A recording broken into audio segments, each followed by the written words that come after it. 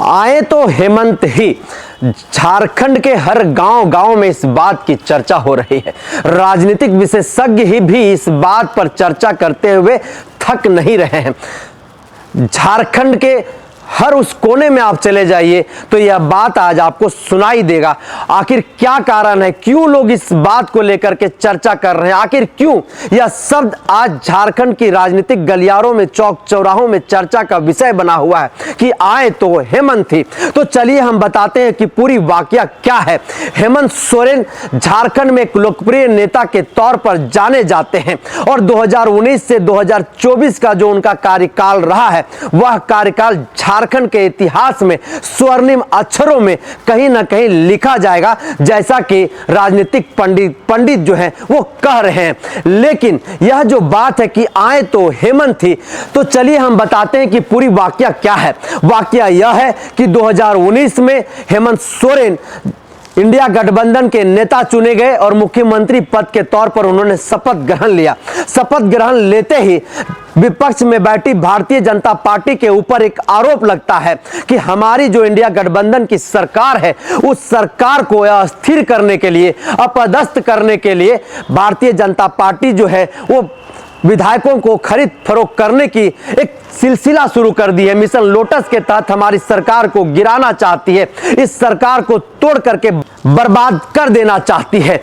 हेमंत सोरेन इस लड़ाई को लड़ते रहे, संघर्ष करते रहे और एक साल बाद ही पूरा विश्व कोरोना काल के आतंक से जूझता हुआ दिखाई देता है। पूरा 2 वर्ष तक पूरा विश्व जो है वो लॉकडाउन रहा, हर घर में जो है वो ताले दिखाई दिए। उस बीच में हेमंत सोरेन ने जिस तरह से काम किया, जिस तरह से लोगों को बचाने का काम किया, झारखंड के एक एक व्यक्ति के, एक एक परिवार को जिस तरह से उन्होंने बैठ करके सीधे तौर पर कहीं ना कहीं सेवा करने का काम किया, जो दूसरे राज्यों में फंस गए वैसे लोगों को भी उन्होंने जो है वो एरोप्लेन से लाने का काम किया। और जब कोरोना काल खत्म हुआ और जब फिर से सरकार जो है काम करना शुरू की, तो फिर से भारतीय जनता पार्टी की ओर से मिशन लोटस के तहत झारखंड मुक्ति मोर्चा इंडिया गठबंधन के विधायकों को खरीद फरोख्त की जो है वो सिलसिला शुरू कर दी गई। जैसा कि झारखंड मुक्ति मोर्चा इंडिया गठबंधन के विधायकों ने सीधे तौर पर आरोप लगाते हुए दिखाई दिए। उसके बावजूद भी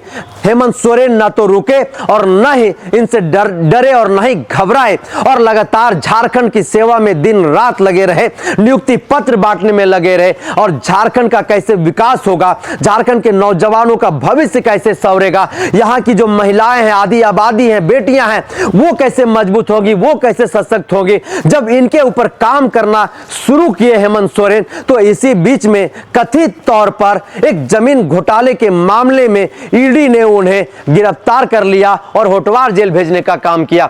और 5 महीनों का जो सफर उनका जेल का रहा, उस सफर में भी हेमंत सोरेन और मजबूती के साथ इस झारखंड प्रदेश में उभर करके आए और एक मजबूत नेता के तौर पर इस झारखंड प्रदेश में वो दिखाई दिए और एक अलग लोकप्रियता उनके प्रति लोगों के अंदर जो है वो दिखाई देने लगा।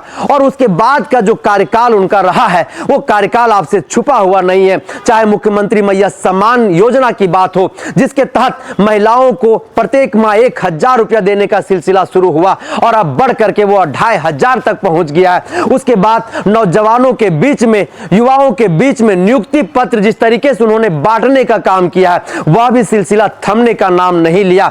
जब यहां पर भी भारतीय जनता पार्टी जो है वो अपने षड्यंत्र में सफल नहीं हुई, हेमंत सोरेन को कमजोर करने में सफल नहीं हुए, तो एक के बाद एक नया हथकंडा जो है वो अपनाते हुए आगे बढ़ते रहे। और इसी बीच में झारखंड के विधानसभा के चुनाव में आपने देखा कि बांग्लादेशी घुसपैठ का नैरेटिव झारखंड प्रदेश में भारतीय जनता पार्टी की ओर से सेट करने की पूरी कोशिश की गई, लेकिन झारखंड की मतदाताओं ने, झारखंड की आवाम ने इस बात पे मुहर लगा दिया कि झारखंड में ना तो कोई बटेगा, ना ही कोई कटेगा, ना ही यहां पर किसी प्रकार का बांग्लादेशी घुसपैठ है। अगर हम लोग हैं तो झारखंड मुक्ति मोर्चा इंडिया गठबंधन के साथ में है, हम झारखंड के मिट्टी के साथ में है, हम झारखंडियत के मुद्दों के साथ में है। और हेमंत सोरेन के साथ जिस तरह से झारखंड की मतदाताओं का रुझान दिखाई दिया, जिस तरह से उनके साथ एक सहानुभूति वोट दिखाई दिया, जिसका परिणाम यह है कि आज फिर हेमंत सोरेन सत्ता की कुर्सी पर वापसी कर लिए हैं और 28 तारीख को एक नए मुख्यमंत्री पद के तौर पर शपथ शपथ भी ग्रहण वो लेने जा रहे हैं। तो इसीलिए जो है झारखंड प्रदेश में इस बात की चर्चा हो रही है।